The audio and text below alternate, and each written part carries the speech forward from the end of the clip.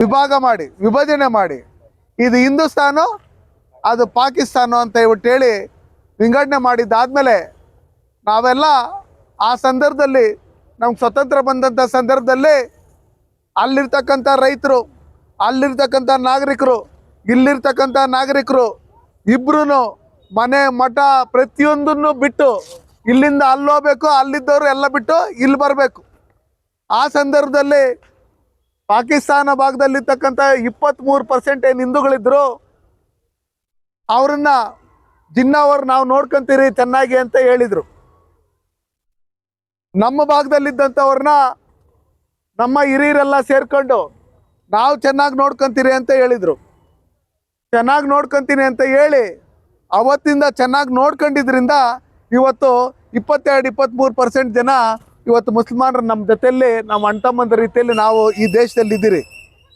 ಅವ್ರನ್ನ ನಾವು ಚೆನ್ನಾಗಿ ನೋಡ್ಕೊಂತೀರಿ ಅಂತೇಳಿ ಅಲ್ಲಿ ಯಾವ ರೀತಿ ಮತಾಂತರ ಆಗ್ಬೇಕಂತೇಳಿ ಬಲವಂತ ಮಾಡಿ, ಯಾರು ಒಪ್ಪಲ್ಲ ಅವ್ರನ್ನ ಅತ್ಯಾಚಾರ ಮಾಡಿ, ಕೊಲೆ ಮಾಡಿ, ಬಲವಂತಾಗಿ ಮತಾಂತರ ಮಾಡಿಕೊಂಡು ಇವತ್ತು 3-4% ಮಾತ್ರ ಪಾಕಿಸ್ತಾನದಲ್ಲಿ ಹಿಂದೂಗಳಿದ್ದಾರೆ.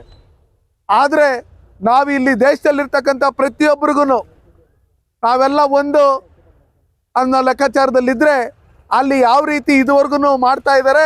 ಮೊನ್ನೆ ಏನು ಪೆಹಲ್ಗಾವಲ್ಲಿ ನಡೆದಂಥ ಘಟನೆ ಇರ್ಬೋದು, ಅನೇಕ ಉಗ್ರಪರ ಇರ್ತಕ್ಕಂಥ ಸಂಘಟನೆಗಳಿರ್ಬೋದು, ಇವತ್ತು NIA ಅವರು ಬಂದು ಕೋಲಾರಲ್ಲಿ ಹಿಡ್ಕೊಂಡು ಹೋಗ್ತಾ ಇದ್ದಾರೆ, ಬೆಂಗಳೂರಲ್ಲಿ ಹಿಡ್ಕೊಂಡು ಹೋಗ್ತಾ ಇದ್ದಾರೆ, ಹುಬ್ಬಳ್ಳಿಯಲ್ಲಿ ಹಿಡ್ಕೊಂಡು ಹೋಗ್ತಾ ಇದ್ದಾರೆ, ಮೈಸೂರಲ್ಲಿ ಹಿಡ್ಕೊಂಡು ಹೋಗ್ತಾ ಇದ್ದಾರೆ.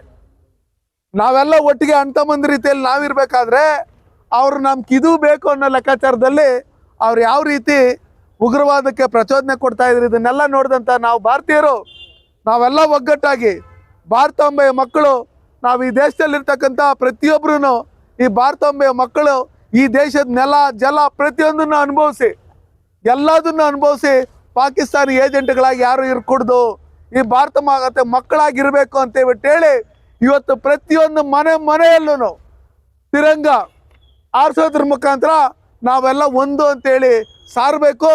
ಇವತ್ತೇನು ಪೆಹಲ್ಗಾವಲ್ಲಾದಂಥ ಏನು ಘಟನೆ ಇರ್ಬೋದು, ಇವತ್ತು ನರೇಂದ್ರ ಮೋದಿಜಿಯವರು ನಮ್ಮ ನಾಯಕರು ಅವರು ಪ್ರಧಾನಮಂತ್ರಿ ಆಗಿದ್ದಕ್ಕೆ ಆಪರೇಷನ್ ಸಿಂಧೂರ್ ಅಂತ ಮಾಡಿ ಯಾರು ನಮ್ಮ ಹೆಣ್ಣು ಮಕ್ಕಳ ಸಿಂಧೂರವನ್ನು ಅಳಿಸಿದ್ರು ಅವ್ರನ್ನ ಬಗ್ಗು ಬಡಿಯೋದ್ರ ಮುಖಾಂತರ ಪಾಕಿಸ್ತಾನದ ಒಳಗಡೆ ನುಗ್ಗಿ ಅವರ ಉಗ್ರ ನೆಲೆಗಳನ್ನು ಮತ್ತು ಅವರ ಸೈನಿಕ ಮತ್ತೊಬ್ಬಲ ಯಾರೇ ಹೇಳಿದ್ರೂ ನಮ್ಮ ದೇಶದ ತಂಟೆಗೆ ಬಂದರೆ ನಾವು ಬಿಡಲ್ಲ ಅಂತೇಳಿ ನೋಡಿಸಿರ್ತಕ್ಕಂಥ ನರೇಂದ್ರ ಮೋದಿಜಿಯವ್ರಿಗೆ ನಾವು ಪಕ್ಷಾತೀತವಾಗಿ ಆಪರೇಷನ್ ಸಿಂಧೂರ್ ಮಾಡಿದಂಥ ನಮ್ಮ ಎಲ್ಲ ಸೈನಿಕರಿಗೆ, ನಮ್ಮ ಸ್ವತಂತ್ರ ನಂತರ ಸ್ವತಂತ್ರ ಪೂರ್ವದಲ್ಲಿ ದೇಶದ ಪರವಾಗಿ ಹೋರಾಡಿದಂಥ ಪ್ರತಿಯೊಬ್ಬ ಸ್ವಾತಂತ್ರ್ಯ ಹೋರಾಟಗಾರರಿಗೆ, ನಮ್ಮ ಮಾಜಿ ಸೈನಿಕರಿಗೆ ನಾವು ನೆನೆಸ್ಕೊಳ್ತಾ ಅವ್ರಿಗೆ ಗೌರವ, ಅವರು ನಮ್ಮನ್ನು ನಾವು ಇಲ್ಲೆಲ್ಲ ಇಷ್ಟೊಂದು ನೆಮ್ಮದಿಯಾಗಿದ್ದೀರಿ, ಇಷ್ಟೊಂದು ಸುಖವಾಗಿದ್ದೀರಿ ಅಂದರೆ ಇದಕ್ಕೆ ಕಾರಣ -30 ಡಿಗ್ರಿಯಲ್ಲಿ ನಮ್ಮ ಸೈನಿಕರು ದೇಶದ ಗಡಿ ಕಾದು ಇವತ್ತು ಅವ್ರ ಪ್ರಾಣಗಳನ್ನು ನಮಗೋಸ್ಕರ ಬಲಿದಾನ ಕೊಟ್ಟು ಲಕ್ಷಾಂತರ ಜನ ಇವತ್ತು ನಾವು ದೇಶದಲ್ಲಿ ಸುರಕ್ಷಿತವಾಗಿರೋದಕ್ಕೆ ನಮ್ಮನ್ನು ನೋಡ್ಕೊತಾ ಇದ್ದಾರೆ. ಹಂಗಿರ್ತಕ್ಕಂಥ ಸಂದರ್ಭದಲ್ಲಿ ಸೈನಿಕರನ್ನು ಸ್ಮರಿಸ್ಕೊಬೇಕು, ಸ್ವತಂತ್ರ ಹೋರಾಟಗಾರನ್ನು ಸ್ಮರಿಸ್ಕೊಬೇಕು.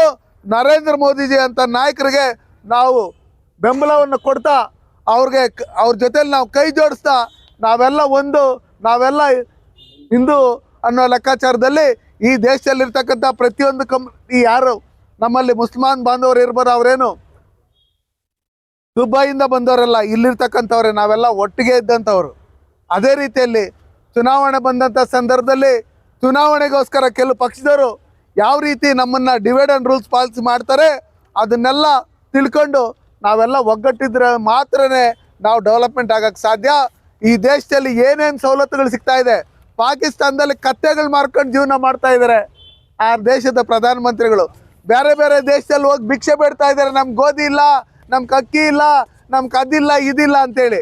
ಹಂಗಿರ್ತಕ್ಕಂಥ ಸಂದರ್ಭದಲ್ಲಿ ಸನ್ಮಾನ್ಯ ನರೇಂದ್ರ ಮೋದಿ ಅವರು ಯಾವ ರೀತಿ ಈ ದೇಶವನ್ನು ಮುನ್ನಡೆಸ್ತಾ ಇದ್ದಾರೆ, ವಿಶ್ವ ನಾಯಕರಾಗಿ ಕೆಲಸ ಮಾಡ್ತಾ ಇದ್ದಾರೆ, ಇದನ್ನೆಲ್ಲ ನೋಡಿಕೊಂಡು ನಾವು ಒಗ್ಗಟ್ಟಾಗಿ ಮನೆ ಮೇಲೇನು ನಾವು ಭಾರತದ ಧ್ವಜವನ್ನು ತಿರಂಗವನ್ನು ಆರಿಸ್ತಾ ನಾವು ನಿಮ್ಮ ಜೊತೆಯಲ್ಲಿ ಇದ್ದೀರಿ, ಹರ್ಘರ್ ತಿರಂಗ ಅಂತ ಹೇಳಿ ಈ ನಾವೆಲ್ಲ ಒಂದೇ ಅಂತೇಳಿ ನೋಡಿಸ್ಕೊಡ್ಬೇಕು.